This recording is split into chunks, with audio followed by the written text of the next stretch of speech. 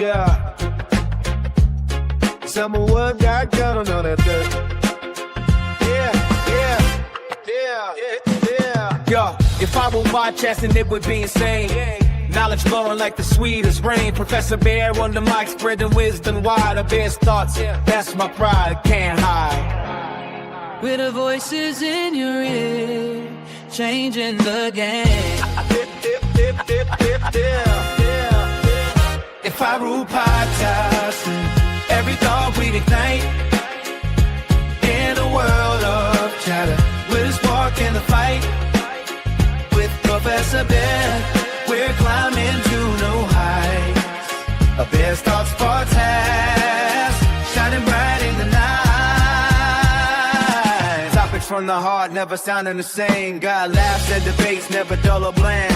From culture to tech, take you by the hand. Join the ride with us, feel the vibe expand. With every episode, we shine that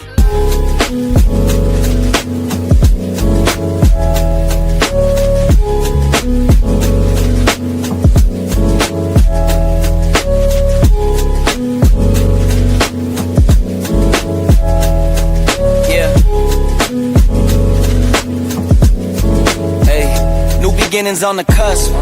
Not too old to adjust. Old dog, new tricks. Remember, I was just a pup. Something dirty in my cup. Clean soul. So tune in, don't miss what we got to share. If I rule podcasting, I spread the love everywhere.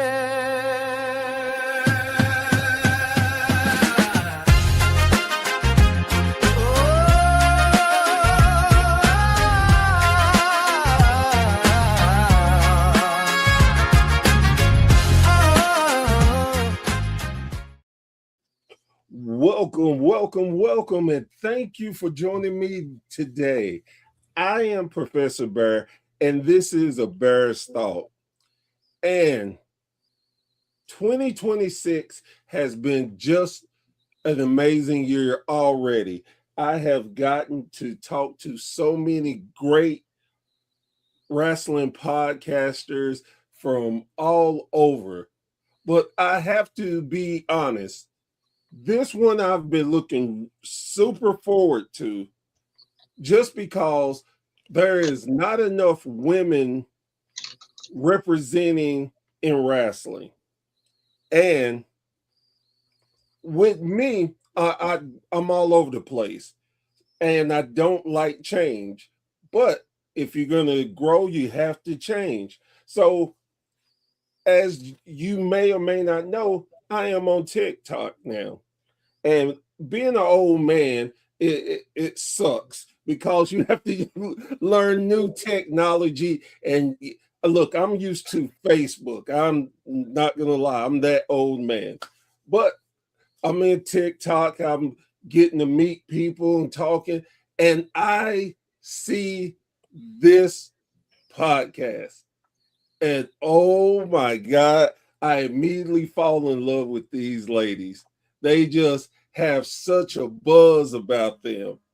And again, women are not represented enough in wrestling. I would say that till the cows come home. So it was really refreshing to see them not only represent women, but Black women. It was so amazing to me that I had to have them on. And it took me a minute. Thought I was going to have to try to blackmail them. But hey, I got them. No blackmail. So, ladies and gentlemen, let me introduce the main event Mama podcast. How are y'all doing today? Good. I mean, I don't know. The introduction. I mean, I don't know if that would have worked. Just gonna let you know out there. I'm not sure the blackmail would have worked out, but I mean, technically, no. I mean, you know. I mean, I don't think you know enough. That's true, but sometimes you got to just throw stuff at the wall and see what's there. So yeah. So before we get really deep into it, and I'm trying to get better at this, guys, girls, you see the QR code that's above, right on my side, above me, depending on how you are. This is a QR code for their podcast on YouTube.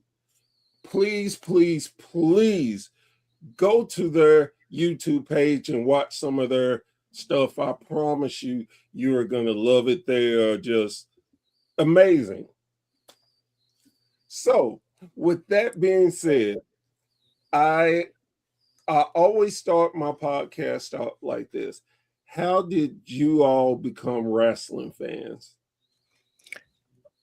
Well, I will start. Normally I let Kiara start, but I'll start. My dad. Well, our dad. But since I came out of the womb.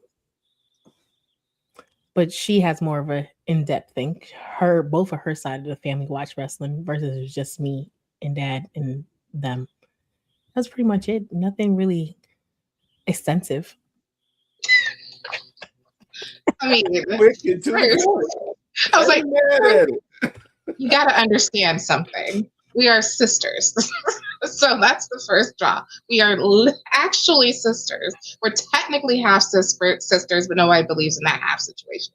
So we're just sisters. And so we share a dad, which is where one half of my love of wrestling came from. Because I remember growing up and going to all the events and falling in love with all the wrestlers. And I'm a killer for a good story. And there was drama and it was action. And then on my mom's side, my aunt was heavily into wrestling too. So courtesy of her, we got to go to Survivor Series and lots of wrestling events. I met Shawn Michaels. My brother met Undertaker. My other brother got Bret Hart's glasses, which I was heartbroken because I was right there. I mean, I was right there. I know I wasn't the biggest Bret Hart fan, but I was literally right there. So I think it was just destined for me to like kind of fall in love with wrestling. I feel the same way. My family was very similar. Dad loved wrestling, so that meant everybody in the house better love wrestling. So, Especially back then, you couldn't change the channel.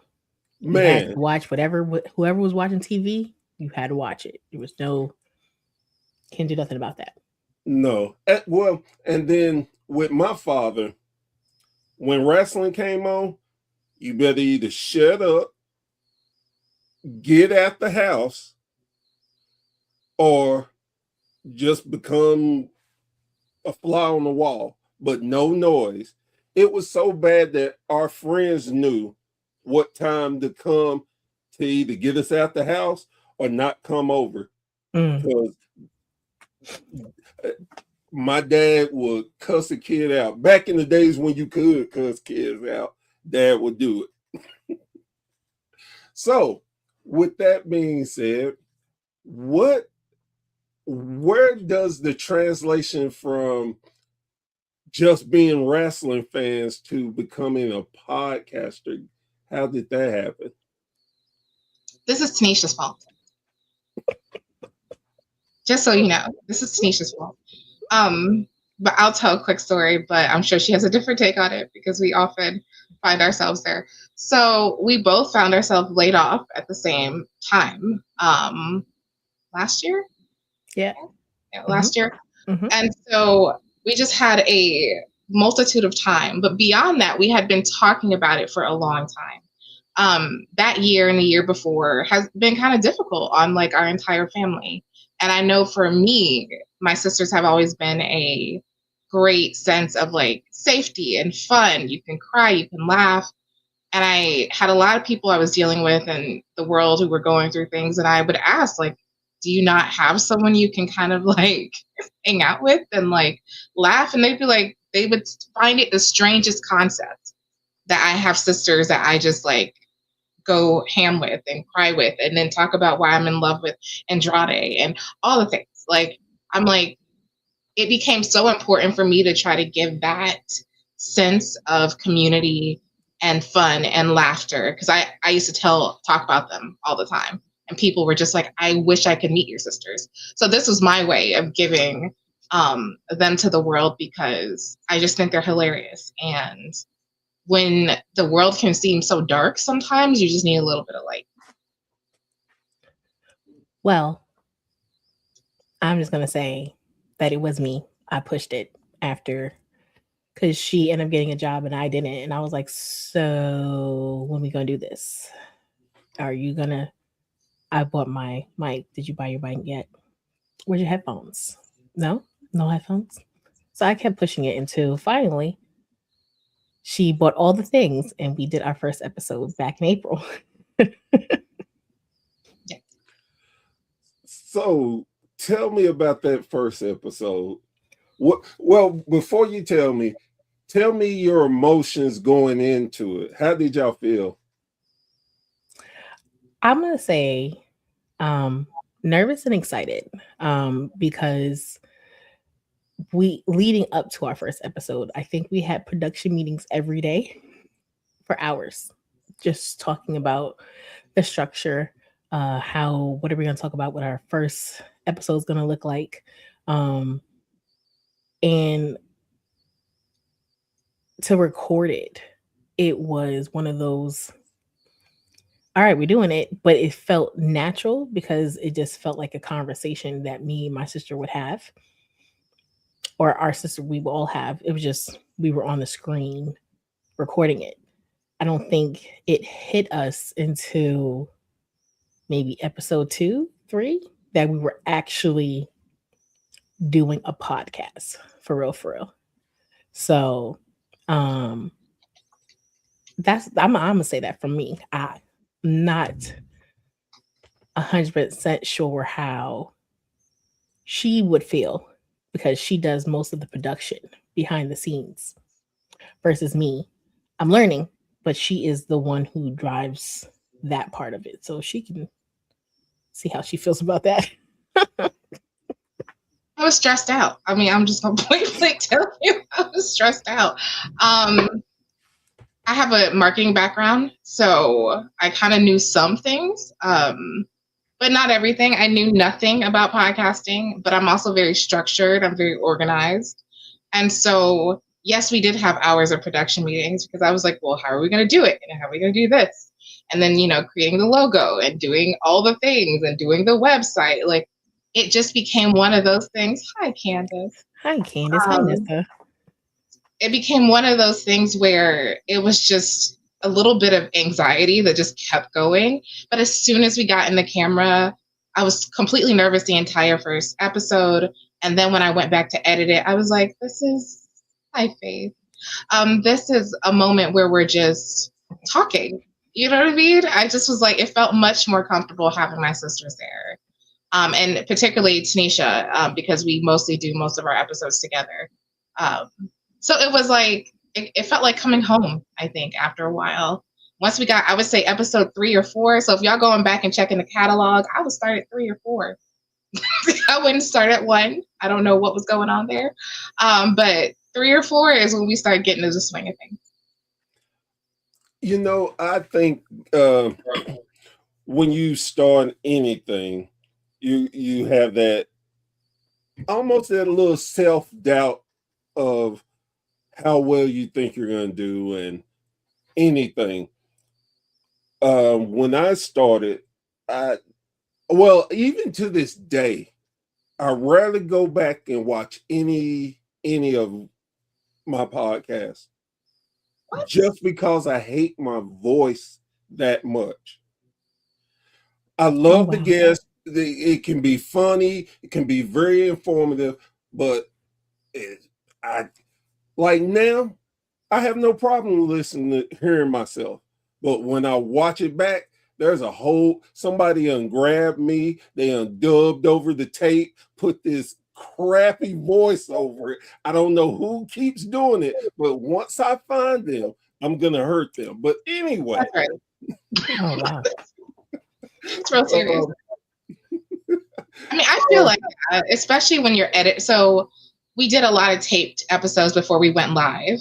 Our live streams are pretty recent, and now we do them frequently. But it used to, like, I used to think that I would have that anxiety of going ahead and saying, like, oh my God, who am I on this camera? Who's gonna like listen to me or care what we're saying? But then as we've gotten comfortable, it's almost like every day now. Now I don't even mind my voice. Like, I am doing a series called Kiara's Hot Takes that are just kind of AEW focused. We'll get into that later. Y'all will find out why. If you haven't followed us yet, there's a whole story why that's happening. But I was just going back listening to it, and I was like, I have the anxiety all over again because I'm by myself talking to a camera. But you get used to it, like I said. Used to it. So, one thing, I'm going to get y'all's opinion on this, but being podcasters, you want to have your own take on things. You want to be a little different because there are so many of us out there. I've been asking what makes you all's podcast different. I've been asking everybody, but with y'all and me watching and following y'all also put in life lessons, what y'all going through, which I think is such a great concept, especially for women, because a lot more women can relate, and y'all give advice, and then y'all talking about wrestling, and they may or may not be into it, and maybe you can bring some fans in. So my question is, what do you all think that makes your podcast different from everybody else's? Well, since I'll be going first, somehow I guess I'm just so confident today. I know. I'm here for it. Let's go. Well, what makes us different is the fact that we are sisters, and our dynamic is truly one of a kind. Where we can bounce off of each other. She knows when to reel me in. She'd be like, "All right, you're doing too much." If y'all watch, y'all know sometimes I go a little, especially on the live streams. Yeah, that's the money time. But I will also say that yes, we do. We do take most of our life and parenting episodes are from our lives, because there's no other way to talk about a topic if you're not living it.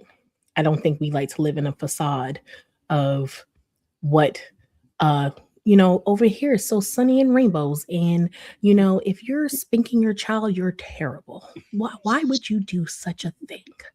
Yeah, and that's not us. We ain't gonna because and I think too, we're trying with that, we are more relatable. I mean, I do remember when I knew we kind of was striking a chord with other people was when we had our dating episode, and it was about spinning the block. And I remember the first negative comment, and I was like, well, clearly spinning the block for you did not work. But I couldn't say that out loud on the thing. But still, clearly, you're like, who's taking dating advice from you?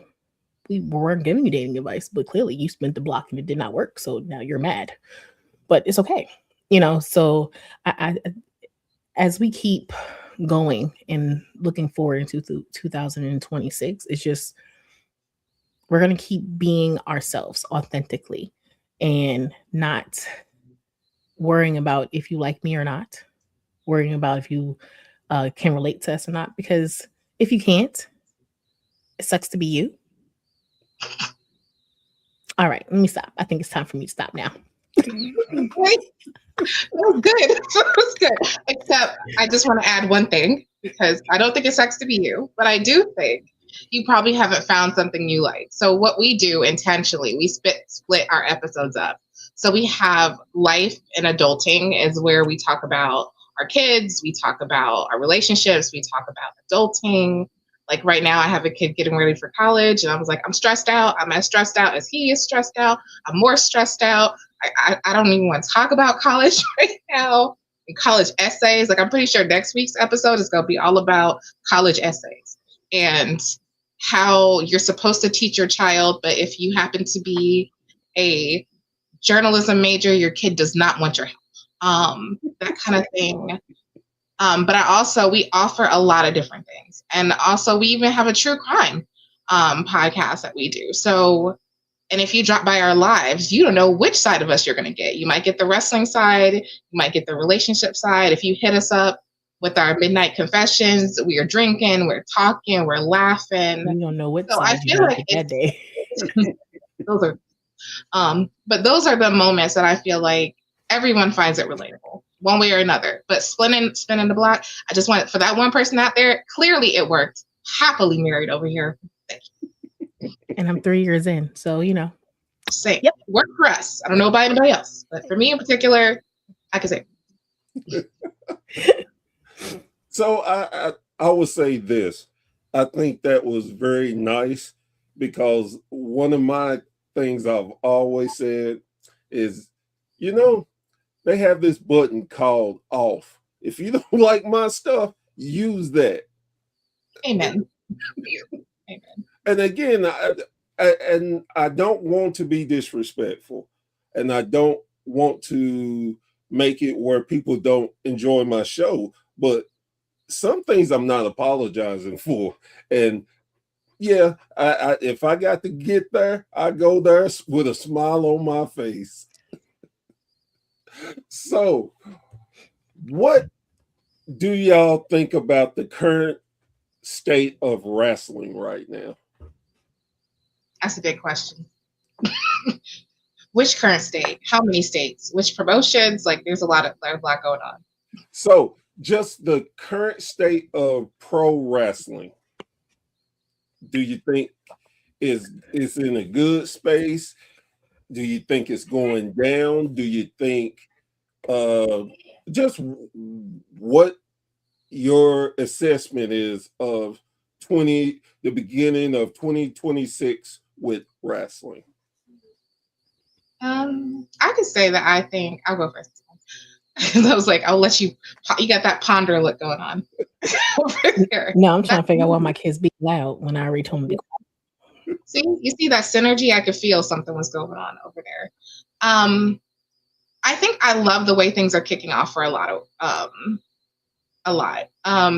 also think it's weird that the internet wrestling community just seems so negative now. It feels like I would say the state of it is that wrestling is bigger than ever, right? Like, you know that everyone's talking about it. We have all these celebrities showing up to things. WWE makes sure we see them, so we know that they're everywhere and want to be part of it.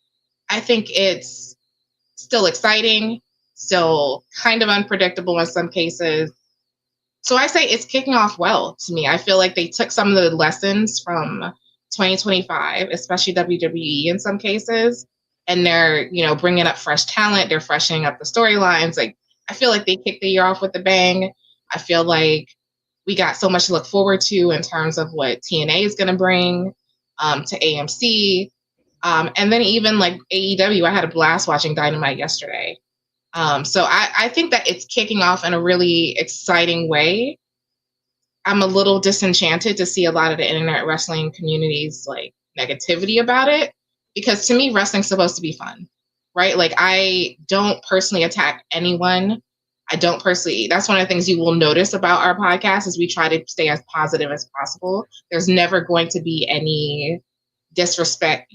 Sometimes there's never going to be any disrespect towards the actual person. I mean, I think you need to be able to understand the character and the person and be able to respect that they're human and they have thoughts and feelings, but you can't express your thoughts about their character or their direction or their booking without making it overly negative or Personal. disrespectful. That's right. Or personal. Right. I mean, of course, I was making faces because I'm like, how my dislike for Jade, but her as a person, I like you, Jade, very much. Her as a person, I don't know her to like her, dislike her. Her as a character, it's up in the air. Anyway, I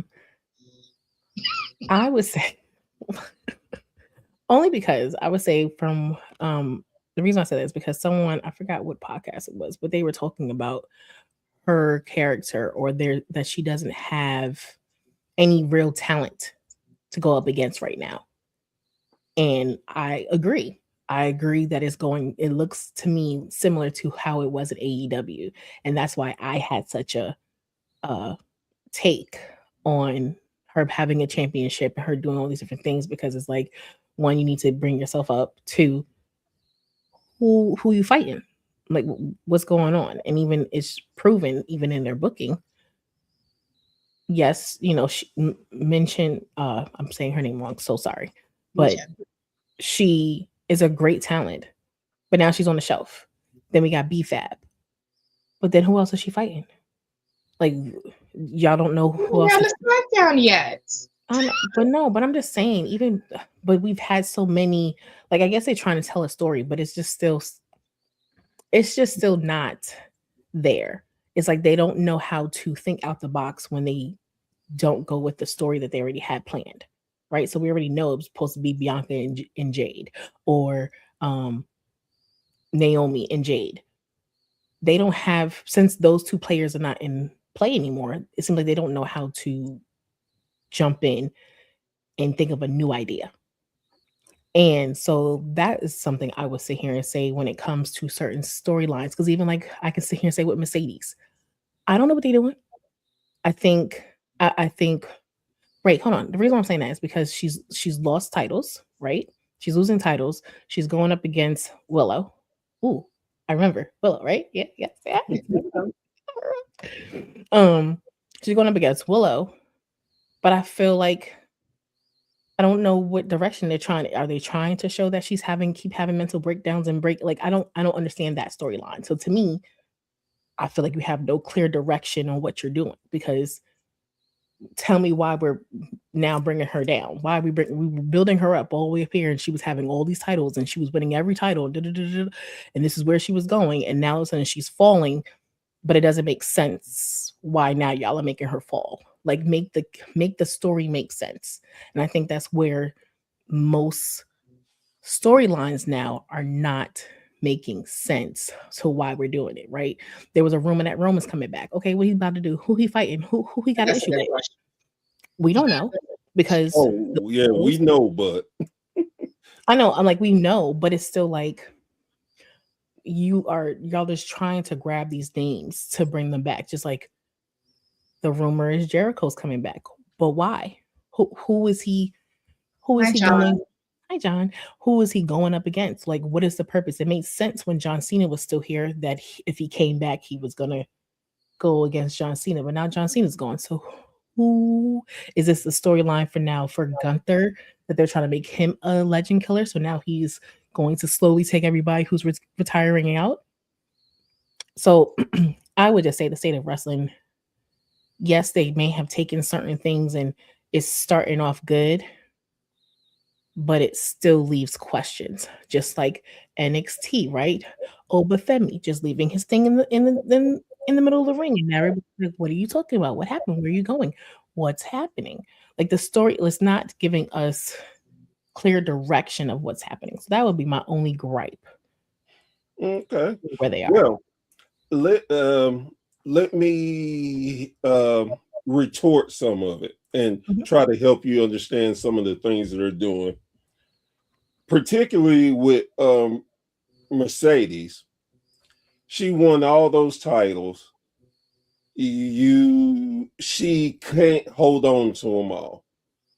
It is her way of building up the people that she's put over. Look at where Red Velvet is now, where she dropped the title to her and she came back and was able to beat her. She has a bigger buzz about herself because she toppled a legend. Same thing with Willow. Willow lost her title and they've went on to other stories, but they've brought it back to Willow has finally beaten her. Now she is in a state of flux because she was so confident and arrogant well, she's dropping title, so she's getting a little demented, so she can fall back, and she doesn't look unbeatable now. Mm. And it helps build the other women who have lost to her and has beaten her, give them instant credibility. Okay. Now, so on the Jade thing, I'm not the biggest fan of Jade. I like the presentation, but I think she's still too raw. Mm. And I will argue that with a lot of people. And I don't feel like they should have gave her the title. But even with that being said, it's not her fault that she doesn't have competition. Mm. It's WWE's.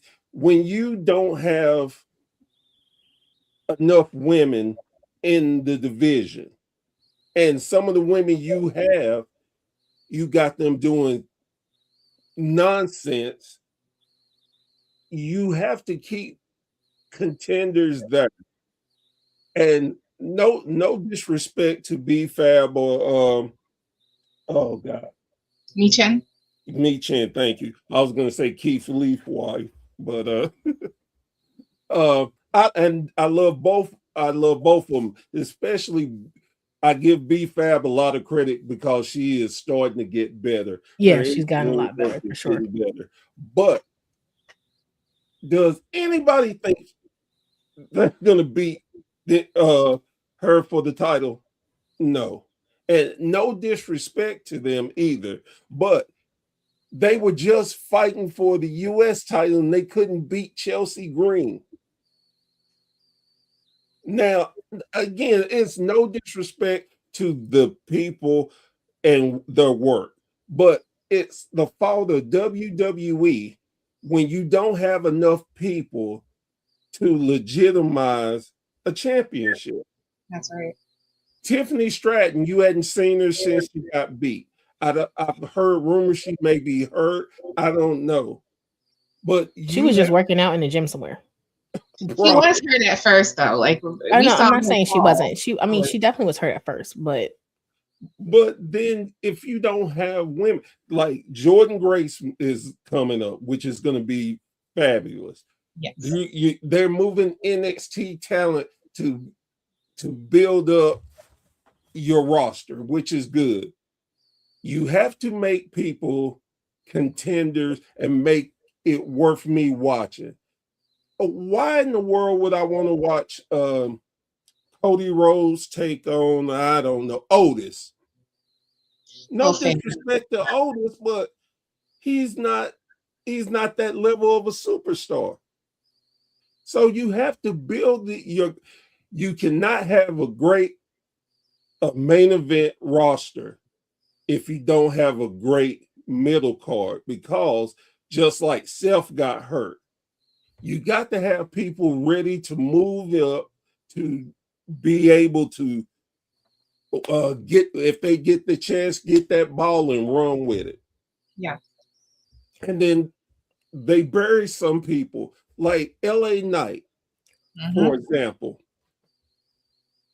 LA Knight should have been a world champion 2 years ago. Myself, I think it's too late for him. I think if he gets the title, I'm good. Again, no disrespect, but I got jokes. He's going to be Jey Uso light. Oh wow. No. Yeah, and look, I love the Usos, but everybody know Jay. They just gave Jay these titles and built him up because he was selling merchandise. Yeah, I'm a yeet and buy the merchandise. Well, and that's it. So, and again, it's and a lot of times, a lot of people hear me talk about WWE a lot in a negative sense, and it's not towards their talent. It's just the writing and what bothers me. Now, if I go over to AEW, they have some of the problems, but you like their roster now MJF is a world champion. He has at least 7 people that can legitimately challenge for the world title, and any of those 7 people, you can say, I can see them winning. It's not written in I have a stone. question for you about that then. What about Bandito? What about this feud? You think Bandito could beat MJF? Honestly, yes. And the reason why I say that, they have pushed Bandito so much and made him such a hot star. I could honestly see that. Now, I don't anticipate it, but if it happened, it wouldn't surprise me. It would surprise me though. Like, I hear what you're saying, because we talk about that a lot. Like, that was part of our 2025 kind of wrap up, is like, we're like, WWE needs improvement. Like, y'all need to figure out y'all storylines. Y'all might have seen the clip. My sister was like, ChatGPT, Copilot, whatever you need to do to figure out how to tell a story properly. That's really important. We argue a lot of times that they can't keep that many balls in the air rolling. They just seem to get confused about the ball. The ball falls. We never see the ball again. And 3 years ago, we're like, what happens to that one ball? Like, nobody knows, right? So, but I would argue AEW also has, like you said, there's issues with there too. And I had some things that I thought needs improvement. Yes, there are people in a title picture, but they're the same people who have been in a title picture forever. So, like I mentioned, like, I'd love to see Kyle Fletcher move up and like be in the mix too. I'm like, get out of the mid card, put him up there with everyone else. I think they could use a few more at the top. But WWE's biggest problem is they rely on these part-time stars, and so they're coming back. And like, I even argued that WrestleMania vignette was like a slap in the face because it was like, for real, just these people. First of all, I don't care if you had to roll Steph in there with a wheelchair. He should have been in that video. Okay, like, that to me was crazy that they left him out and added Brock Lesnar. Like, you got to be kidding me here. That's a whole nother story.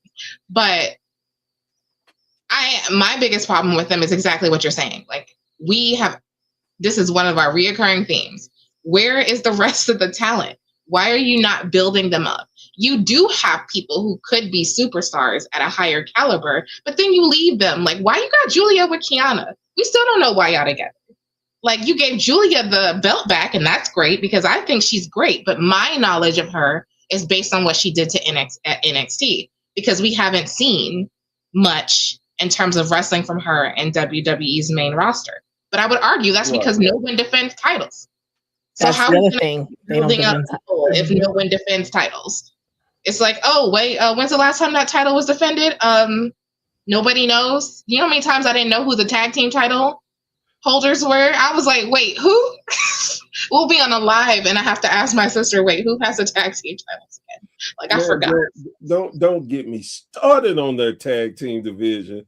SmackDown, at least SmackDown has tag teams that they actually push with titles. That I won't argue.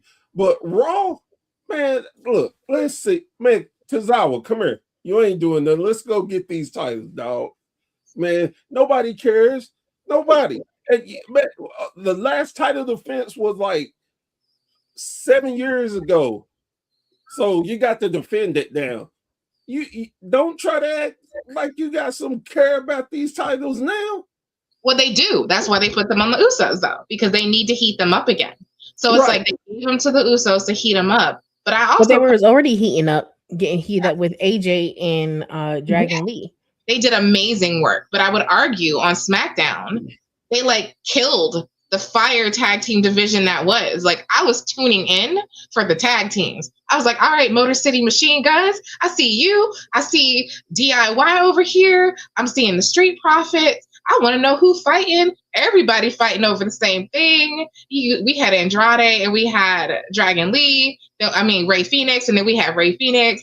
Like, with other people. And my biggest issue is that when they gave it to the Wyatt Six, they basically put it in the graveyard. Like, all the feuds just stopped. And I was like, what do you mean? Like, why are we now we're sending them to AAA, which again, admittedly, I love me a AAA event. I do. My sister will tell you, I'll be in there translating. I was like, I got you, girl. I'll tell you what they say. I know. Like, I've been studying Spanish a long time. I'm in it.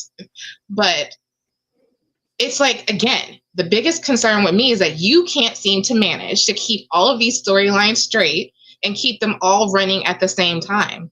Because it should feel like one of these soap opera shows where you got people everywhere all the time coming in and going out and talking to people and mixing it in, instead of we just have people going from Raw to SmackDown and SmackDown to Raw and not using the current roster that's there, but just, moving people around and then signing people to brands that don't really actually matter, because will we actually see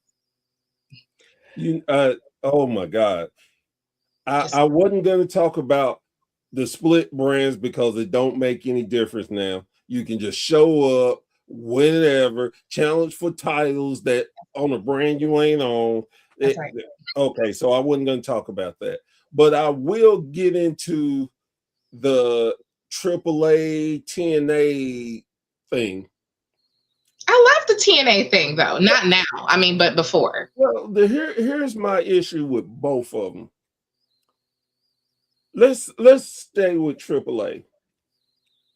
You have a great promotion, and you're trying to build them up to your audience. I get that, but you get the tag titles to the Garzas, who legitimately are two of some of the best workers in the world.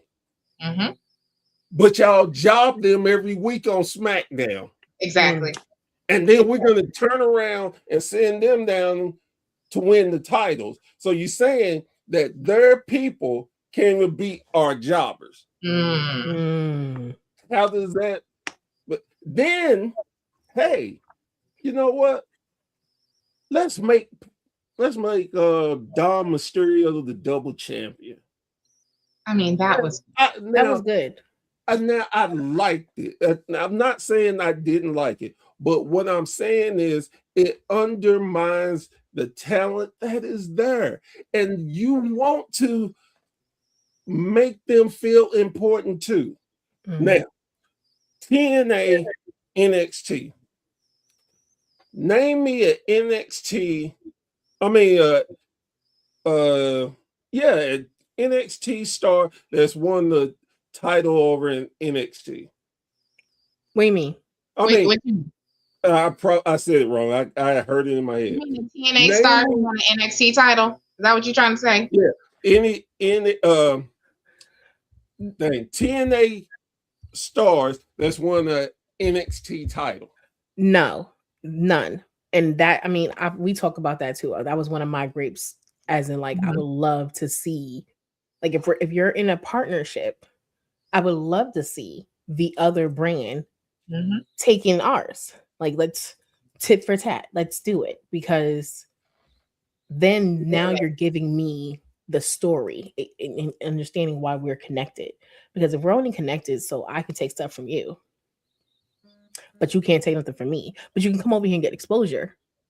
I think that's where it kind of gets blurry, and where definitely when Javon and Leon was going for the tag titles, it was like, yes, hopefully this is the time where we're going to actually have Leon having a tag title. And now especially how they use Trick. Trick was sitting here, he was going back and forth, and he was doing all those different things. Even JC Jade, once she got both titles, you can see whatever confidence she needed to get to understand that she was a champion. Even Kaylani, once she got their title. But that also speaks volumes. You let them go over there and get those titles, but Kaylani can't get a title here. Right. And Kaylani did have a title. So this is where I'm going to correct you a little bit. I'm also new watching NXT, so Yeah. I was like, Kaylani had a title. JCJ had titles. Like, Trick Williams had titles. My biggest issue was when they lost Ash by Elegance, their division was a little bit in shambles. It's like they couldn't quite figure out what to do. So to me, it made perfect sense to have JC have it and then have Kalani have it. Now, on the male side, though, that's where that got a little confusing for me. Because I was like, why we have Moose on NXT, but he's really like just kind of there. Occasionally, why do we have people crossing over? But again, this is what I think speaks to the same issue. You got all these balls in the air, but you can't tell all these stories. But you want to be able to say, like, we're working really well together. Well, are you? Because I would argue that Mike Santana could have won the NXT title. Like, I was like, that he could have won. And that would have been a really awesome thing for TNA, because then it would have made this kind of invasion deeper and richer with more layers. But I argue that a lot of times, even looking at Unreal Season 1, you have writers who don't understand wrestling. You have writers that understand entertainment, but they don't understand like how wrestling should work, where you have these layers on top of the layers. You don't have these unicorns who happen to love wrestling, but also happen to be writers and are able to tell you these kind of stories. Instead, we repeat the same story. We got another legend killer. Like, no offense, but it's hard for me. I still see Randy as a legend killer a lot of ways. So now I'm like, geez, Gunther's out here ruining this for me. Like, I just think they do not have a good, solid hand on how to tell an umbrella story with multiple understories that kind of fill up the umbrella and keep moving in the kind of ecosystem. And it has done a disservice, I would argue, yes, the most to AAA, because AAA's people don't cross over nearly as much as TNA people. And then they want to take them. Like, as soon as they see, and then I argue with TNA, is that as soon as they see them, like, Leon, your days are numbered in TNA. Oh yeah, he's gone. Wait for them to give you a for real contract, because they're getting ready to, if you don't know that. Oh yeah, and going back to the whole and staying in TNA stuff, they feel like the little brother, the little brother who just getting to play with you, but he can't bring any value. And again, WWE has a tradition of never wanting to put the other companies over. And you have to have a legitimate looking partnership. Let's Mike Santana. He couldn't beat anybody, finally got that major win over Trick. And lost it within 24 hours. That was insane. But see, I wasn't even mad at WWE about that, because that's a TNA tradition. Really? Oh, it is? Yes. Look, go back and look at when Josh Alexander won the TNA championship. He won it. He didn't have it less than 15 minutes before Moose took it off of him. They've done this several different times. This is just TNA's writing. Yes. So is it like because they're the fan favorite, they give it to you, and then now they want to take it from you, thinking that it's going to keep you to watch? Yes, they want the chase. It's like, oh my God, he finally got it. Take it away. Now you're more invested in that guy getting that title back to get to be the man. But Moose lost his title to somebody else. He didn't even lose the title to the person he took it from. Nope. And that's the thing. They've done that too. And because see, when Josh Alexander won the title, he won it off of Christian. Moose turned around and beat him for the title. So he didn't lose it back to Christian. He lost it to somebody else. So that, I was like, it's stupid, but that's a TNA stupid. I can't blame WWE for that one. I'm a little worried about their TV deal. This is one of the things we did talk about. I was like, my biggest concern for them is that a lot of the stories have hinged on this NXT invasion, to the point now where we had, like, I call them the JV team over there. because the rest of them busy. So we not brought, the last group, we got pulled some people from Evolve, and we pulled people we not using at NXT. We had you come back and invade for what reason? I don't know, but we did it. And now I don't really care. Like, I was like, I don't really care about that. And I'm not following that storyline because I knew it was the JV team if you watch NXT. But like, what happens to them when you move to AMC and you need to have your own solid storylines that are not necessarily dependent on WWE? Like, what happens to you? I was like, y'all need to be building up your women's division. Y'all need to be building up these divisions so that they look just as strong as what a WWE does. But then you got NXT people who are technically not even on the main show coming over being your talent. Like, you need to spend a little bit more time on you and figuring your stuff out. So I was hoping that they were going to give it some space, but it feels like they said they're not. So, and one thing that I will say, that there are, like, with them getting this deal, it was with the help of WWE. Mm-hmm. Now they want people that they recognize. That's why the Hardys are still there doing it, because they are stars. Anybody who, you don't have to be a wrestling fan to know who the Hardys are. Mm-hmm. Or let's say you just stop watching wrestling, you're just tired of it, or wasn't your thing, but you know the Hardy, man, I might check this out. They still doing it. Let's see what they're doing. Now, okay, I got you. Now the thing is to keep you. Mm-hmm. And most wrestling shows have not figured that out. I think too that, and I'm go back to something you said earlier, the writers, of course they don't know anything about wrestling.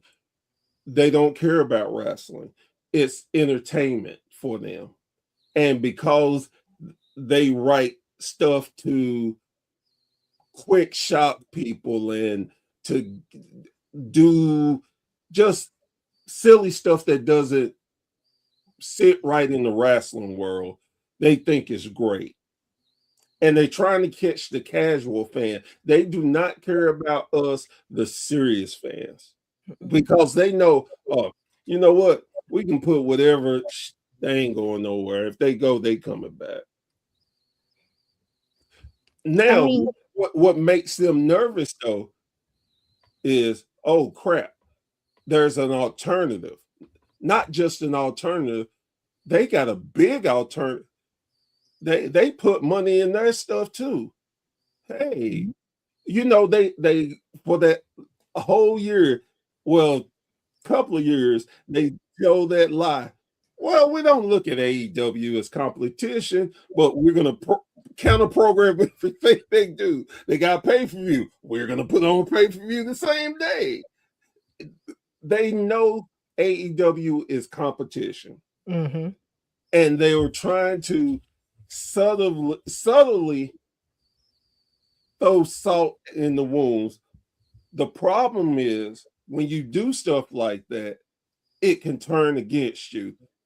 One of the great points when WWE got to ESPN and the Brock and Cena thing, and they put it on the same time as AEW. Well, AEW is like, okay, we'll just go earlier. We'll go in the afternoon.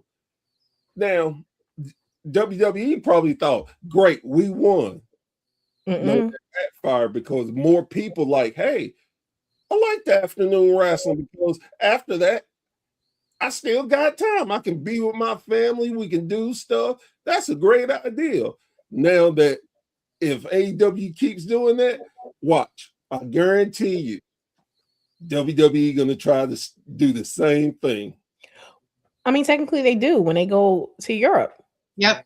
I was going to say that. Because they about to what? Tomorrow is going to be 2:00? Well, yep. They have to because the way Netflix is, and they have the distribution with Netflix. It has to be live. So it doesn't matter if it's not in the United States. It's going to be live, whatever time. Now, I like that. I ain't gonna lie. I just wish, like, we didn't have to use things like VPNs to see it at the same time. That seems a little unfair. Just I think. mean, we're spoiled. We're spoiled as wrestling fans. We are used to feeling the United States was it with wrestling. You want to watch United States wrestling? Guess what? You get on our level. We don't come down to y'all. Now they're starting to realize, oh snap! We make more money overseas because they're not used to seeing this. Man, what y'all want us to do? We'll go live, no problem. We'll throw y'all pay-per-view. No problem. The Saudis throwing money. Man, y'all can take all our pay-per-view. Don't get me started. yeah. Oh, I have thoughts and feelings. I feel like this strategy is going to bite them in the behind eventually. Because what you are seeing, like, I was diehard WWE for a while, but even when I was younger, I used to watch WCW and ECW. Like, to me, I was like, wrestling is wrestling. So as many as I could watch and enjoy, I was fine with. But this competition, like I told my sister, I was like, who cares? Because we grew up with the WCW and WWE, and we're switching back and forth between Nitro commercials. and somebody in one room watching it, yelling about the result. You got the other person coming back telling you. Now, at least you can just flick back and forth a little faster than we could back then. But I don't think that the rivalry is as much as an issue for me because I think it matters. I think WWE, what they're trying to do is control the media narrative because they're trying to get those casual viewers. And that's smart. Like, you already know WWE is going to be on every single cover, and not just the trade magazines. They're going to be on Variety. They're going to bring in anyone they can, all the stars ever, so they can be on the Hollywood Reporter, right? They want to be everywhere you can possibly be, and that is a power for advertisers. However, they're not rationalizing, like you said, they don't really care about the diehard fans. Well, then this group of fans is feeling neglected, which means that they're going to start to move towards other promotions that cater to them. So it leaves a huge hole. And if AEW is smart, they start filling out how to bring in some casual fans too, which is why I think they're starting doing some of these DC partnerships. But they're still very much in this niche and not looking towards casual fans. Because I think if they could figure out that strategy of grabbing casual fans who come in, because I will tell you, the AEW pay-per-views sell me every time. They're my favorite thing to watch. I may not watch regular TV, but I'm definitely paying for this pay-per-view because I want to see amazing wrestling with a million matches where I'm so tired at the end of the night that I might have to pause and come back. Like, it's so much, but I feel like I'm getting the bang for my dollar. Oh. So WWE, it is going to bite them in the behind eventually because you're leaving a hole for somebody to fill, and you're assuming no one's going to fill it. But when you have a Tony Khan and you have like the money, all he needs is the right strategy, and it's going to be to WWE's detriment sooner rather than later. But I also feel that they're also counting out the independent brands too, because I went to a hog wrestling event. Now, granted, I'm very critical. If you watch, you know how I don't like to know spots and all these other good stuff. I just want to just watch. But they were on TV. They was live streaming while I was there. The person came through the audience. It was a lot going on. I was very happy that I went, and I plan on going again because it's affordable. And they seem like they cared about producing a product that means something to the fans that are there. Now, granted, this is the first time I went there, so I don't know a lot of people. So I just know Zilla, and they had the Hardy Boys, and they had Shotzi, but it was like, oh, I need to probably watch this on whatever, I forgot what brand they were saying they were on, but they are on there. Just like, so it's like they're also counting those people out, because as you start losing your diehard fans because you want to ticket us out, you want us to choose between our rent or paying you to come see y'all, Listen. right? And yes, you have where you can break it down. You got your Affirm. They have different ways. Because I remember I was trying to go 2 years ago, and it was like, well, you can break it down in 4 payments, and I was like, yeah, but is that making sense? Just so I For a can leave wrestling the show? body and No. stay there for 3 hours, knowing how I am. Because if your match is boring, I don't want to watch you. I rather fast forward. That's why I don't go. But um, they don't care, and they've already told us multiple times that they don't really care. Even if you watch the promo video that Triple H just did, he had a whole bunch of celebrities trying to get to WrestleMania and talking about fighting him. And I was like, sir, we know you're not getting back in the ring. So I'm not understanding why are you showing us this? But it was to show us pretty much that all the celebrities want in because the celebrities can pay your prices. We can't. And that is where unfortunately they are going into that direction to get those casual wrestlers. But you do have the people who are dead hard fans who can't afford it, but eventually they are going to see the steady decline, and hopefully it'll be too late. It won't be too late before everybody kind of goes, y'all were the brand. Now everybody else is coming up here. Because I feel like TNA will eventually break off too and go back to where they were. Because I'm like, at one point they were who they were too, and that's why WWE just said, "Hey, let me come here," because why not? So you said so many great things, and it was blowing my mind because it was things that both of y'all said some things that I wanted to bring up, but y'all brought up. I want to talk about the indie scene, and you already answered. This was your first one. Have you went to an indie show before? Who, me? Yes. I cannot wait. So I have plans. I'm in the Raleigh area, and so I am scoping out calendars so that we can actually do that, because that was one of our goals for 2026 too, is to get more interested in the local wrestling scenes. I have seen a lot of really great stuff coming out of Charlotte, and I can't wait. That's one of my plans for this year. I'm going to drag my children and my husband, who are not into wrestling but will be by the time I'm finished. My 2026 resolution. So one thing that I'm very big on is telling people to go support indie wrestling. And the reason why, one, it's affordable.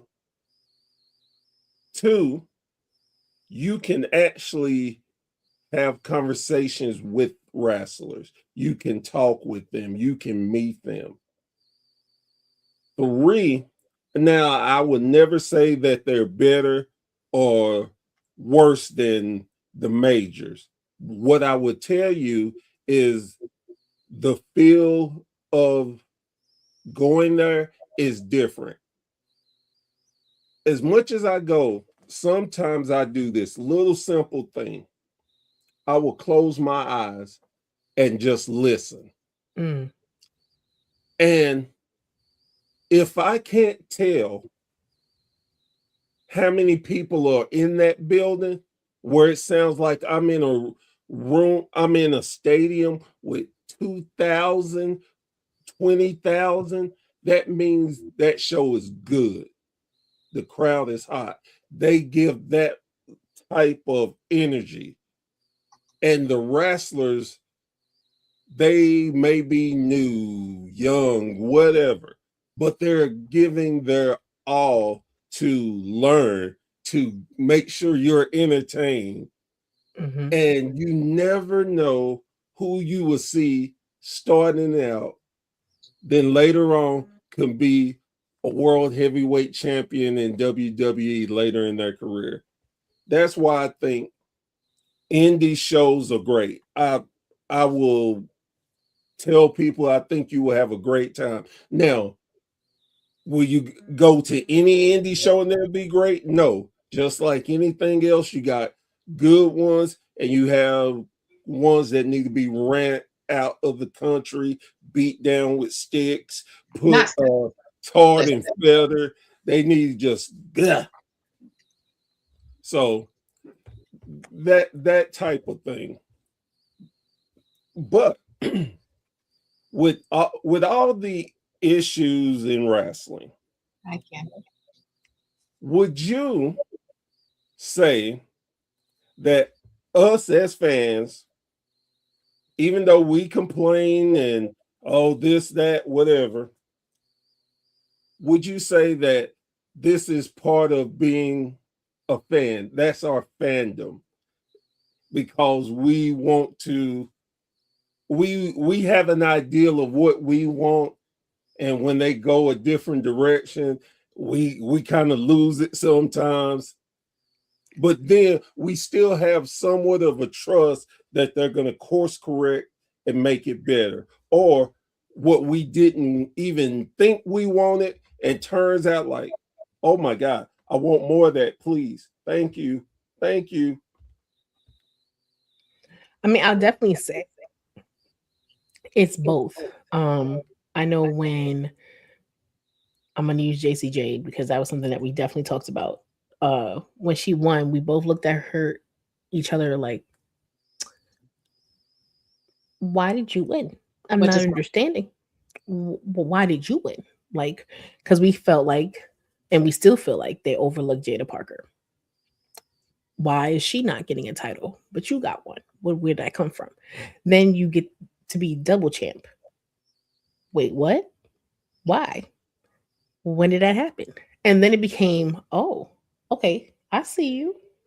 Oh, look at you. Okay, okay, that's cool. That's cool. That's cool. And then it became where she kind of wore on us. But then I will also say there's been other times too where it's like, no, what are y'all doing? That is unacceptable. Where did that come from? I think I'm not gonna watch. And we did for a moment in time. Both of us stopped watching wrestling at one point in time when it came to a storyline, or especially for me, I think it was more when they were subjectifying the women. And it was just like, what? I grew up with the Lita and the Trish, and that yes, you can still be feminine and kick some. Can I curse? Yeah. Okay, ass. Sorry, it's not my. I know. Anyway, We got check. No, I check. appreciate it. But then once they started doing the Braun Paynes matches, and it was just like if they build up Stacy Keibler, really, she was a good wrestler if they built her up correctly. But then she just became an object, just like how Sable eventually was an object. So I will, not to interrupt, but yep. Stacy Keibler was never a good wrestler. Let's get that out your mouth. That's wrong. It was a good character. I will not. It was a good character. Okay. I will not let you offend all the great women wrestlers out there by saying Stacy Keibler was a good wrestler. Well, she was better than Terry. Character. She might have been a good Terry wasn't a wrestler either, though. Like, that was the problem. I know that was a problem. Anyway, okay, I digress. Either way, I'm sorry. Something just touched my heart, and you're not going to do this wrestling with Stacy Keibler. I'm sorry. She was a good character. I will back her. I'm saying she was a good character. Do I think she was an excellent wrestler? Technically, I wasn't saying she was. I didn't say she was. I said if they built her correctly, she could have been. No, she couldn't. She had no wrestling talent. But that's just my opinion. My opinion. Sorry. Listen. I don't know. I forgot where she was going. I forgot where I was going. So then pick up where I was going because I forgot. Okay, so here's what she's trying to say. Ultimately, I also stopped. So I was a huge wrestling fan, like die hard.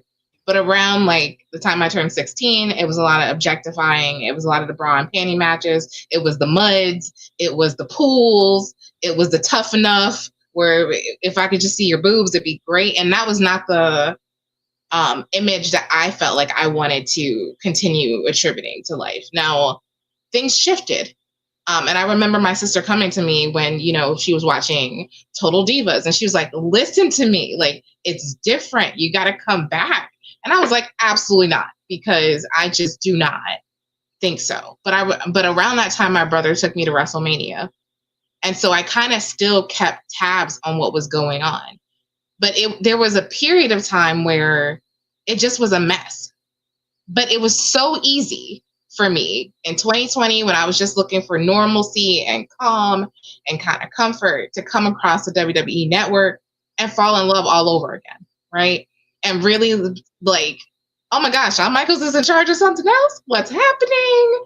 I mean, Triple H is still here. What's going on? Like, to be so invested in these characters that represented my youth, and even seeing the future, that had like grown in my absence, to come right back to it. So I do think there is that sense of like fandom where you're like, you're going to disagree sometimes, strongly, even if you're like, yeah, I really didn't, that's not something I really appreciate.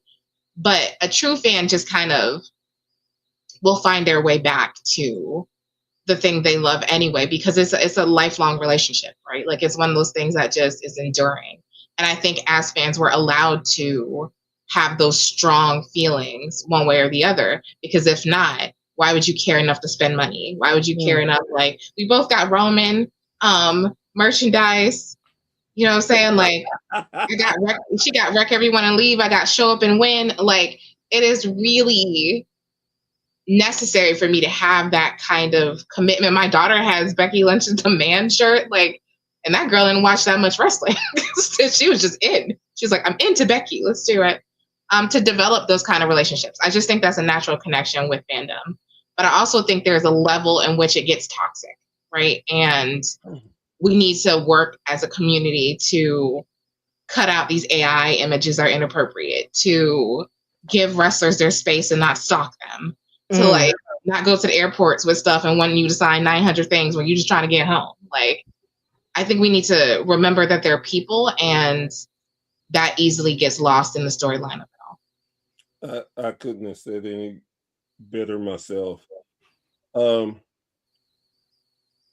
tribalism that is very out there with fans. How do y'all feel about that? Do you well, let me go about it this way. I'm going to tell you how I feel about it, then y'all can tell me. Tribalism, like, I'm an AEW fan, but it doesn't mean I'm not going to watch WWE. It's not going to mean I'm not going to watch TNA. It doesn't mean I'm not going to watch New Japan, go to the Indies. I'm a wrestling fan. So all the promotions will do something that I don't care for, but hey, that's just part of it. I'm a wrestling fan. I think tribalism is just really silly, and considering the state of the world now, we don't need something to divide us any further in life. It's just too much. So how do y'all feel about it? I agree. I mean, wrestling is wrestling. Like, I'm a WWE fan, I'm an AEW fan, I'm an NXT fan. I'm a fan of everything I spend my quality time watching, because time is short and I got a lot of things I like to see. So if I'm spending or in any time with you, then I am invested in your stories and your characters. And every promotion is going to do things that you like and you don't like. You don't work there. You don't have a pen. So you just got to watch like the rest of us. And whether we like it or not, like we were just saying, Roman's coming back. What for again? Like, I like me some Roman. I'm always happy to see him, but why are you here? And what are you going to disrupt? For me personally, if they don't give Drew McIntyre this daggone title, I am over it at this point. Like, listen, Cody, like, I need him to finish his descent into madness. And the only way to do it is to have him lose this belt. So I'm going to need that to happen tomorrow. Please, wrestling Jesus. So let me interrupt again. I didn't realize Cody was that broke that he couldn't print a picture of him and his dad. I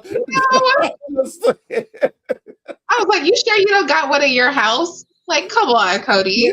Look, I will be glad to print one off and send him to so he all right.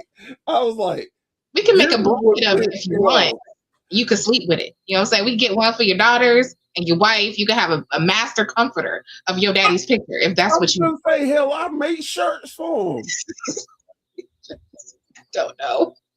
But I love this descent into madness. I love it. I was like, me and Tanisha have been talking about this forever. We've been waiting for this heel turn for Cody because he will be so brilliant at it. And he already has these nuggets of it. He's so smart. He uses all these big words. And because I'm like dually educated, I follow each and every time and I love it. I was like, this is the best thing ever because people will watch with you and be like, what is he talking about? And I'm like, you're just not smart enough. Like, it's right there for me. This political energy is right there. And so for me, I cannot wait. And I really need it. But to go back to your tribalism conversation, get over it, people. Like, there's so many more important things out there that we should be worried about.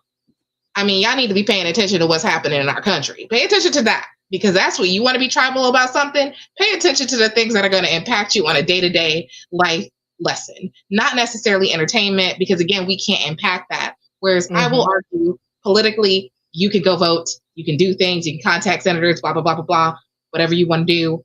But this is not the moment to be anti this or anti that. I just feel like the wrestling world should be open to everyone, whether you're a lifelong fan, you like to bounce in and out, or either or in between. Well, I'm going to say growing up, how we grew up, we watched everything. There was no one brand that we watched, and that's who we were loyal to. Now, granted, if you watch, you know that it's been a journey for me to watch NXT, and it's been a real journey for me to watch AEW. But I have reasons why I don't watch it. It has nothing to do with me being so loyal to WWE because I can care less. Because you know why? Don't pay your bills? Thank you. Like these people, I still sleep at night. Once the match is over, it's over. It served its purpose for me to watch it. Like I don't know these people personally. They don't know me personally. So, I think it's stupid. If you like wrestling, you like wrestling. If you like one brand over another, sure, it's understandable. But to be like, oh, this brand is bad and don't ever watch this brand, that's your personal opinion, but keep it to yourself, I guess. Or go touch some grass and realize what's real. Like, please go outside, touch some grass, get some air. Like, there's so many other things. Like, it's a computer, it's a TV screen. You can go outside your door, listen to the birds sing. Like, I need you to go outside and recognize that there's a whole world out there and that we need to be honestly focused on like the things that impact us truly on a day-to-day versus this. Because shout out to Candace, because exactly. Just watch what you want to watch then. And don't be mad at people who want to watch everything. Exactly. I just want to say this is the first time I really got to see Candace's face up front. And you're gorgeous. Okay, sorry. Moving on. Now you're getting that same treatment, Candace. I hope you love it. I hope you love the energy that she gives you. I definitely didn't talk about how chocolate droplet you looking today either. But okay, I'm sorry. I digress. My sister does this for me every week. Okay, then. So, how do y'all feel about other podcasts that are central to certain brands? Like, I know there's a lot of podcasters out there that deal with indies, and it's particular indies because they go to it and stuff, or the only thing they're talking about is AEW and WWE. Is that a good thing, bad thing, or how do y'all feel about that? I think they each their own. Like whatever floats your boat, whatever you want to talk about, it's your podcast. Like so, if that's your main focus and your what you want to talk about, then I think you should be able to talk about it. Oh, you're welcome, Candace. I think you should be able to talk about whatever you want to talk about on your podcast. So if you are only talking about WWE, great. If you're only talking about indies, good. Bring I want this is the one thing I do want. With podcasters that are doing certain things, especially about wrestling, keep teaching me new things. Maybe you saw a perspective that I didn't realize. Maybe going to indie wrestling is the thing because you are having a front row seat and you've been talking to the wrestlers and you're into it and you like seeing the progress of where they started to how they go. Same thing with AEW. I'm still working on that, but understanding that storyline. And then also too, you can come on our podcast and talk with Kiara because she's tired of me looking at her like I'm crazy, like she's crazy. Yes, please. Please come hang So out you with can also me. come and do that. But I think, like I said, I think it's just at the end of the day, it's each his own. Like it's your podcast and that's what you want to talk about. That's cool. And it's going to rock with some people and it's not. Just like we're not everybody's cup of tea. I don't know why, but we're not. But it's okay. I love you. I do.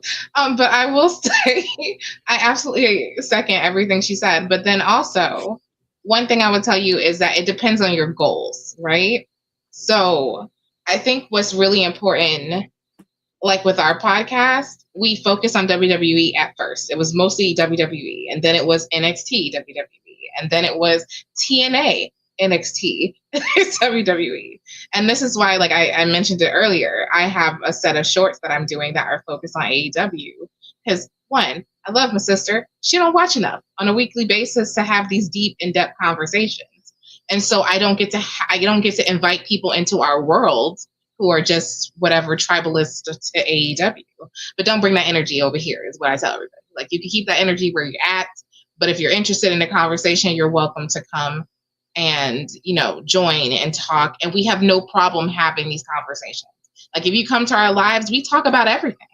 If you ask a question, we mention it, we engage our audiences. We want you to have your perspective as long as it's in a positive manner. But if you are a podcaster and you're focused on growth, but you're not seeing it where you are, then that's where you need to bring in like the strategy of it all, which my marketing hat is showing, where you need to decide what you want to do with that, right? Like if your goal is just have fun and talk about what you love, then do that. But if you're someone who's like, I want to conquer the whole wrestling world, then no, you can't only talk about one thing. You need to be open to other things too. So it just depends on your individual goals, I feel like. I love it. I love it. And and when you said that, the first thing that came across my mind is my theme song. It's like, if I ruled podcasts, what would I do with that? First of all, that was fire. I want to tell you, I was jamming over here to the theme song. I was like, that was great. So what I wanted to do with that, just to let y'all know, is not my normal theme. And I started last Friday and I did 4 podcasts that day.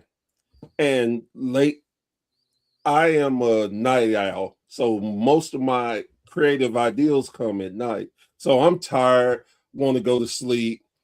I'm about to go to bed. And so I thought to myself, man, if somebody goes back to look at my stuff, everything is going to look the same. You know what? I need to come up with a different theme. Yeah, a different theme, a different intro to make it stand out.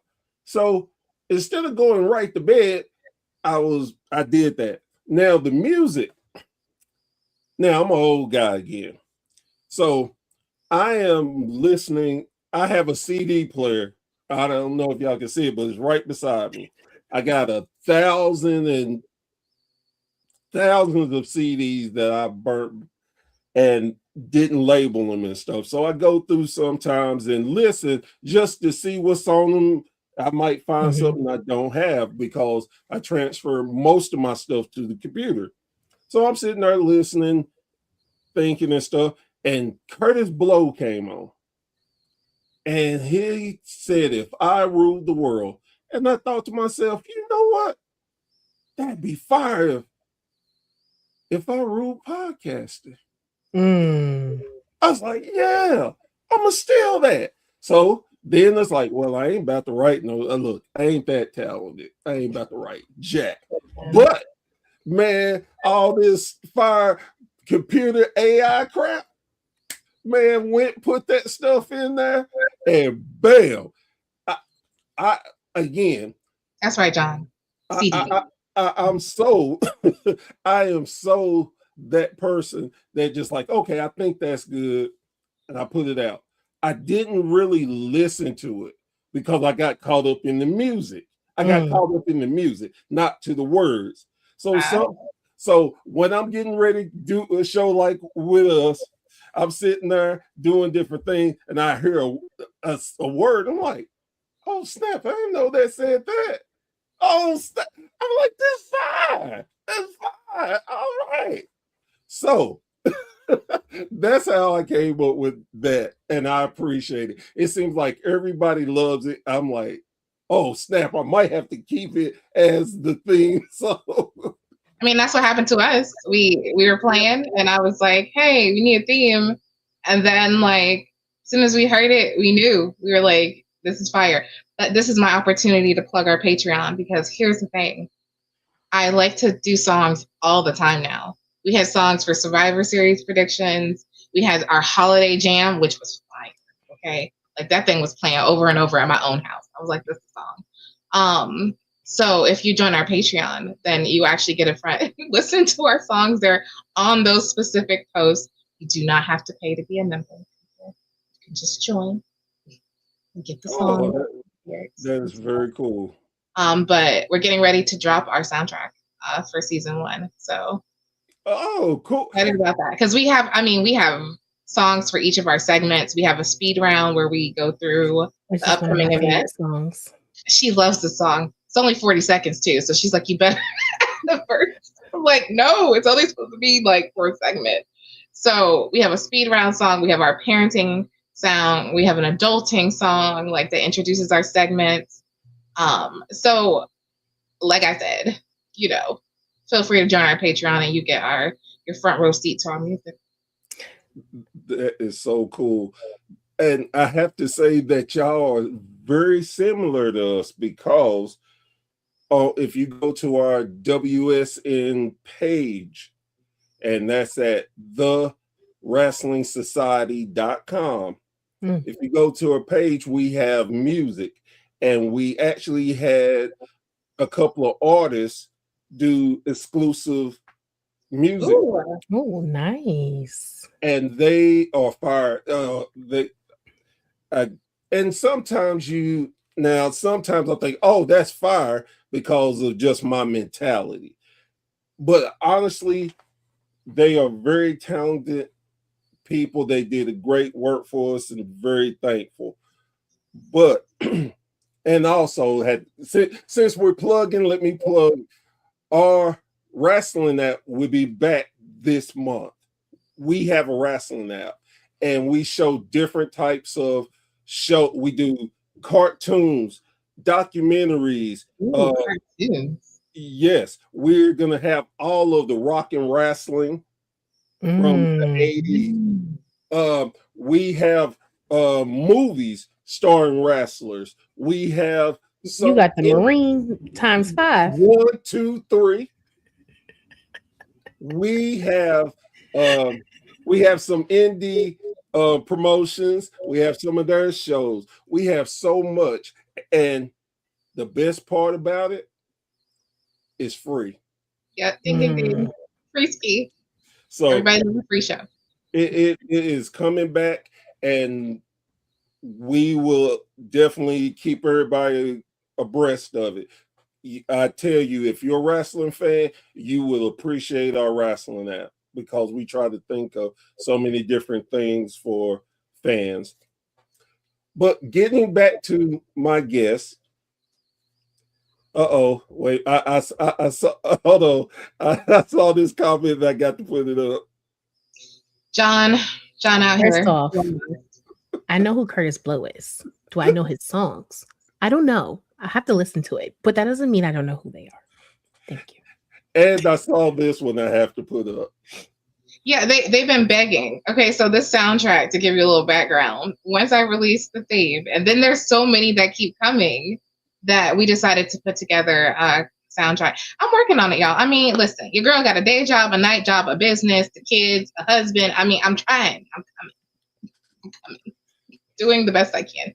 I mean, I would help, but she has the account, so I can't. I don't. And then he's gonna Okay, see, these are the breaks. Okay, so there you go. See, I know that song. See, oh my goodness! I just want to put that out there. I have no idea what y'all are talking about. yes, you do. Stop you it. sure? Yes, yes. These are the breaks. No, Break it up! Break it up! Break it up! really? No. Okay. You keep forgetting what I used to listen to. I know. I forgot. I was more well-rounded child. Well, I was gonna say this. Lies! I tell you. How? You don't even know that song? That song was popular. I'm sorry. Do you know any of the Spanish songs? That I Which listen to? ones? Which one? See, we're not doing this because we would be on here all day. Listen here. Well-rounded my behind. I know me some Mark Anthony and some Selena Cruz. Who? Selena Cruz. That's Celia? You mean Celia Cruz? Excellent work. Excellent work there. Oh God. Right. Wait. She knows Selena. You mean Celia? I do know Selena too. I know that. That was my favorite movie. Thank you very much. Appreciate you. Okay. I was gonna say, y'all definitely sisters. Y'all definitely. There's no doubt in my mind that y'all are sisters. Yeah, I'm on the tracks, but I'm not on the tracks. If you know what I mean. Like, this ain't my voice. Say, we ain't doing that. You know what I'm saying? One of these days, I keep telling people I'm gonna get a Grammy Award or something. I might have to be a platinum selling artist since AI artists out here doing things. I might have to go that route, so we can afford to get our voice back there. We're not there right now. No, we're not there right now. Used to be there, but we're not there. Our little sister is. Yes, we somehow take her down. Our little sister also comes on our podcast too. She's the other main event mama, so we always like to invite her to come hang. But she's not into wrestling these days. She's into Babyland. So whenever she comes back, we will kind of try to get her back into the wrestling. We're trying, but AEW is again still far out her reach. So I'm trying WWE first. It's a little family friendly. And I'm gonna try to move into NXT a bit, and then I'm trying to mix them two together. And I'm praying TNA don't got too much blood. I don't know what I'm gonna do. Y'all out here making me on the struggle bus. Y'all know do not want to see the violence. And so, which is crazy because I like violence. I'm a murder mystery person. I like to see blood, but it's just one of those things where it'd be like, all right, how many times you gonna stab this person with a fork? That's John Moxley. Well, I was gonna say, Lord, then you could not watch any of an Abdul the Butcher match. We saw them growing up, though. I know. I mean, but I remember us watching ECW, but my person was Tommy Dreamer. That was my guy. Me too. Well, no, I was a big Raven fan too. Yeah, exactly. But it was like, but how they did it, it was, I don't know. I just think we were younger and we might have had more of a tolerance for it at that time. Right. I think, when you start raising the future generation and suddenly you're like, oof. Sometimes it could be a little hard. My kids are not going to watch AEW. That is absolutely not going to happen.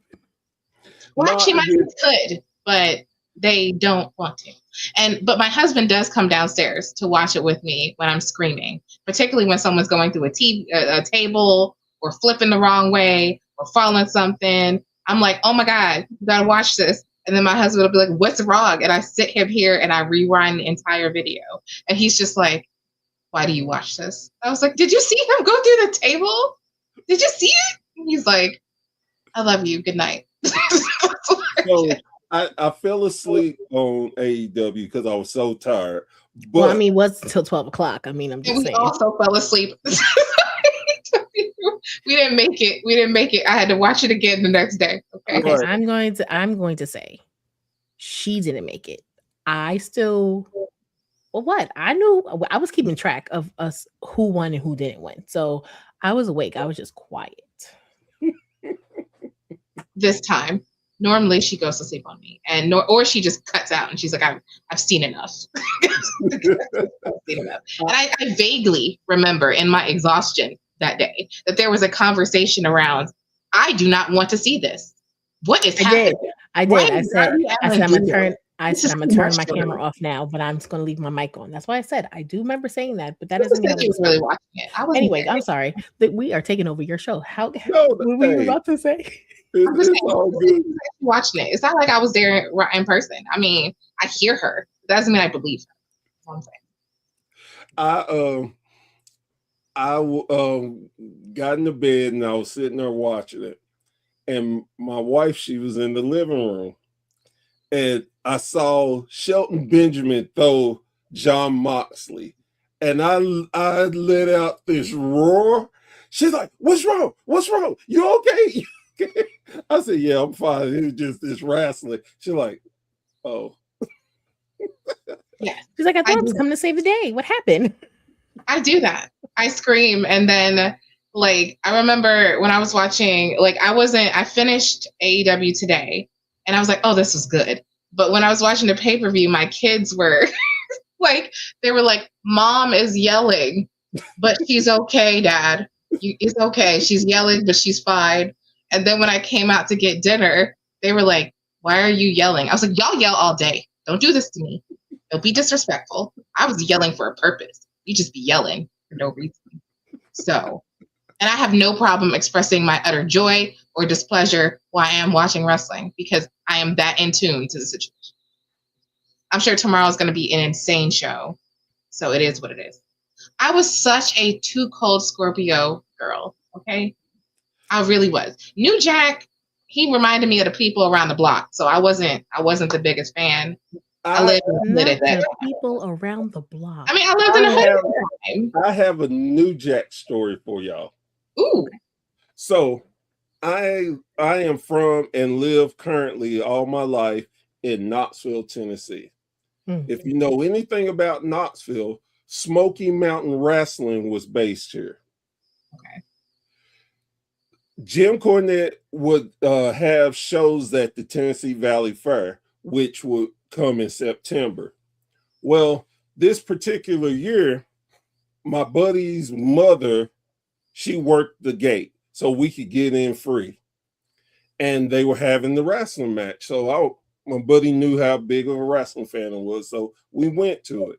And we were just hanging around afterwards. And lo and behold, who do I see? I see the gangsters, New Jack and Mustafa. Yeah. And I was like, oh, snap. And I started talking to them. So they stood there. Everybody was gone. Don't you know, we stood around and had a 30-minute conversation. Oh, wow. This is before New Jack got on drugs. Yeah, that remind me of people. He was like, hey, y'all want to go get a drink with us? And I'm like, no, I don't drink. And my buddy didn't either. And he said, yeah. He said, man, I don't do drugs, but if they did a drinking test on us, I fail that bitch all the time. Oh, wow. Listen. And if he was just so nice. So every time I see him and they tell stories about some of the stuff he's done and even he will admit the stuff he did, it's like, that's not the New Jack I know. Yeah. And it's amazing. Well, he changed. I mean, people change, right? Yeah, like I mean, all the crazy stuff that he did and got beat with. I mean, you got to do something to try to mask that pain. Mm-hmm. So, I mean, I'm not faulting him for it. That's So, ladies, this has been super. I honestly, two things. One, y'all are the longest one that I've done so far. Oh, And wow. I completely have not been bored at all. Two,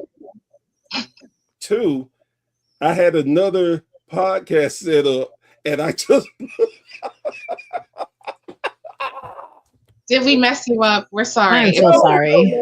No, it is not your fault because Our bad. easily, if I wanted to stop, I would have said it, and I will reach out to them and make it up to them. So no worries. Because another couple of things. One, I told y'all I was looking forward to this conversation. I was not lying about that. I think y'all. And two, I'm a big believer in giving people flowers. This is part of the reason why I wanted to do this podcaster appreciation month, because I wanted people to see and understand that there are other great podcasters out there. Y'all have great stories, why y'all are into wrestling, what you do. And I believe that is worth hearing.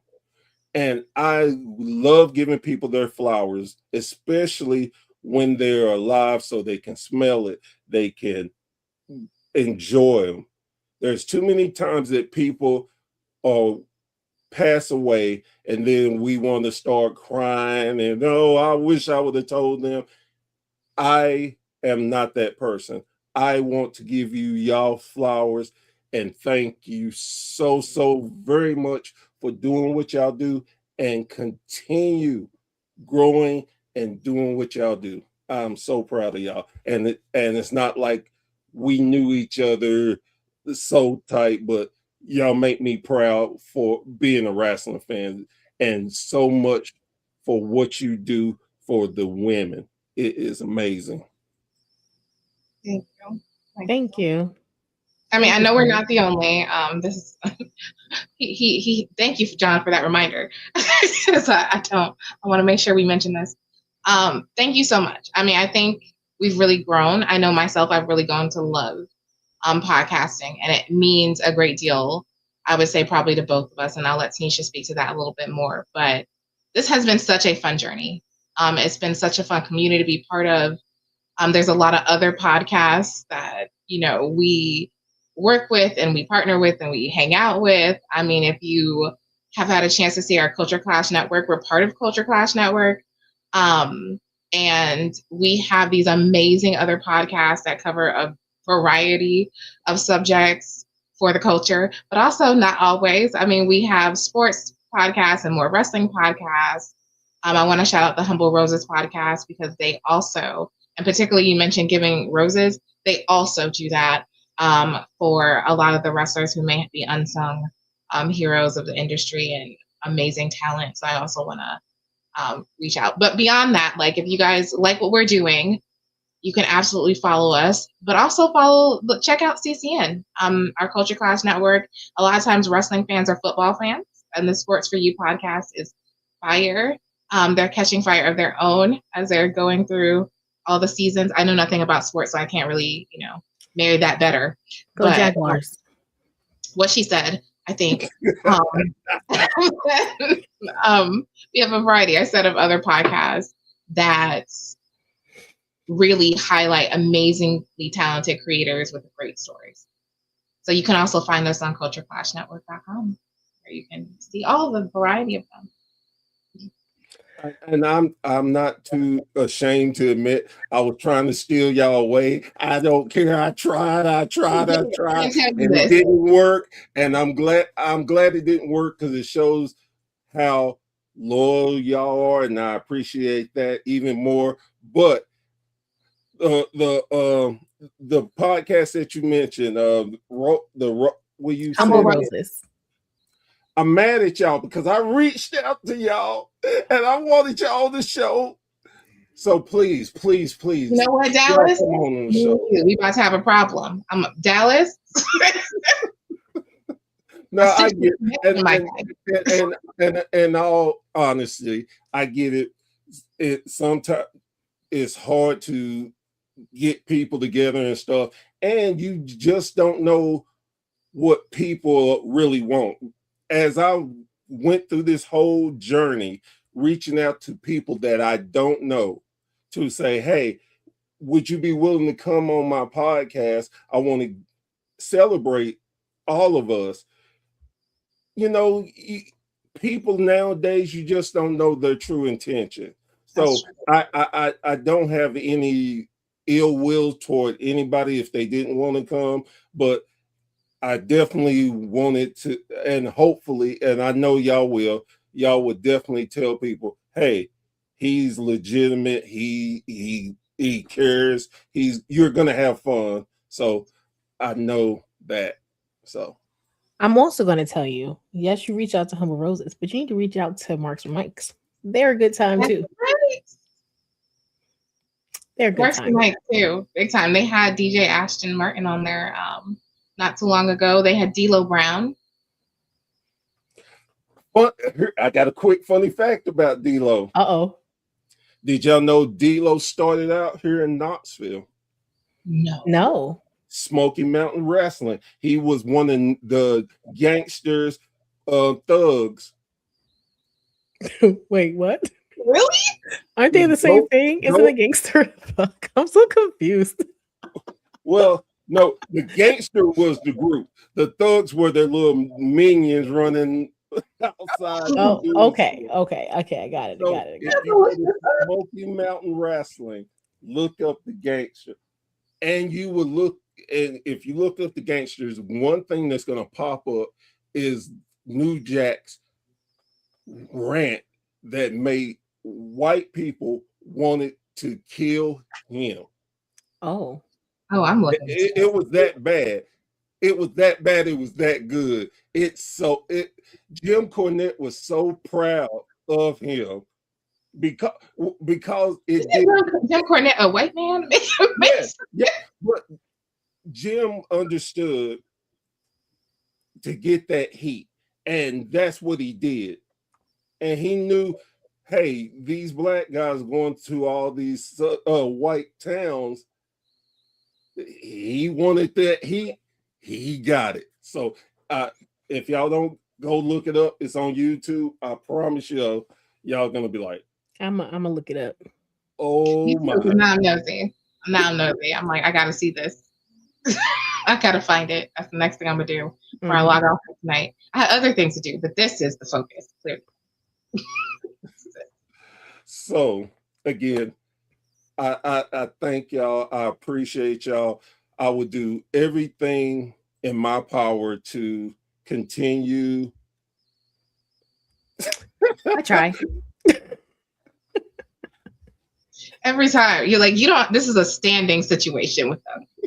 No matter where we are, as soon as you mention this, it goes on. I would definitely reach out to you. Keep your DMs open, and I'll be hooking up.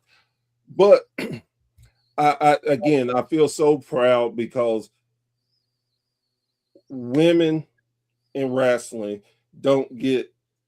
There's not a lot of y'all, and when I see anyone, especially good ones, I want to make sure that they are known about, talked about, celebrated. And man, again, y'all doing wonderful. I know you're going to continue doing wonderful. And this is just the beginning of collaborations. I feel that in the air. We'll be back. I got someone. See, now I know I got someone to talk to about AEW. So I definitely gonna be back now. And maybe we can bring a friend or two. Yeah. I got a couple people in my brain, like Faith. She's a good time. Oh too. my goodness, she's part of the Acknowledge the Dynasty podcast. That is so cool. Again, thank y'all so much. Yes. Well, we want to thank you for reaching out and for doing this, because it's a great opportunity to see other podcasts who might not have that kind of shine. And so this is a really amazing thing that you decided to do. And it means a lot. I know personally when you reached out, I was like, this is kind of cool. So thank you for thinking of us. And before we go, we definitely want to remind people to check out www.maineventmamaspodcast.com, where you can find all of our content and our channels and our merch store and all those communities that we mentioned, and our true crime podcast, in case you haven't listened to the first 2 episodes about the Grim Sleeper or the DC Sniper. And then, go ahead. No, go ahead. It's your. You sure? You good? I can You're wait. the guest. You're the guest. But it's your show. So I But can I wait. don't want to be rude to my guests. You know what? Okay, cool. Okay. So also, if you haven't followed us, please make sure you do. You can follow us individually. Me, Tanisha underscore Mama Pod on Instagram and on TikTok. That one over there, Miss Kiara. You can follow her at Kiara Mama Pod. Is yours underscore? No. Kiara Mama Pod No on underscore. Facebook and Instagram, and then Content Vixen on TikTok. And you can also listen to us. What on X? Ah, Yes.